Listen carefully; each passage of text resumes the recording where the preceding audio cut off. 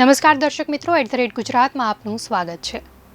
સુરતમાં વરસાદના લીધે વિવિધ વિસ્તારોમાં પાણી, મચ્છરજન્ય રોગચાળામાં ડેન્ગ્યુ, મેલેરિયા, તાવ, ઝાડા ઉલટી સહિતના કેસમાં સતત વધારો નોંધાઈ રહ્યો છે।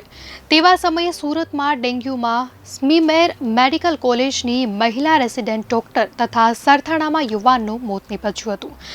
જ્યારે ગત વર્ષ કરતાં આ વર્ષે ડેન્ગ્યુના કેસમાં 50% જેટલો વધારો થઈ રહ્યો હોવાની શક્યતા છે।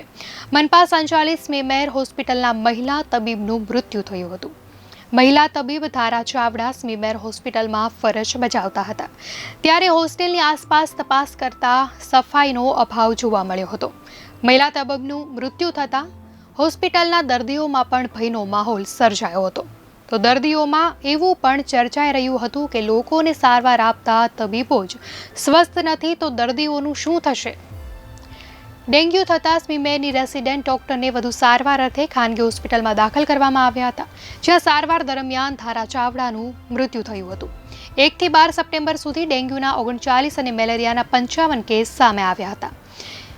એસએમસીમાં 1500 જેટલા આરોગ્ય કર્મચારીઓ કાર્યરત છે, જેમાંથી 900 જેટલા કર્મચારીઓ હાઉસ ટુ હાઉસ સર્વે કરી રહ્યા છે, તેમજ 686 જેટલો સર્વેલન્સ સ્ટાફ પણ છે।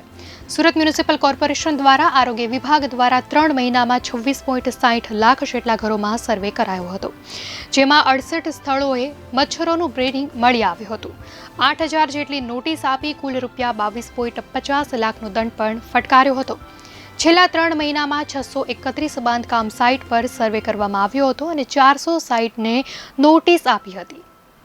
તેમની પાસેથી કુલ ₹27 લાખનો દંડ ફટકારવામાં આવ્યો હતો। સૌથી વધુ કેસ ખાસ કરીને ડિંડોલી, ઉધના, પાંડેસરા, બામરોલી વિસ્તારમાંથી નોંધાયા હતા।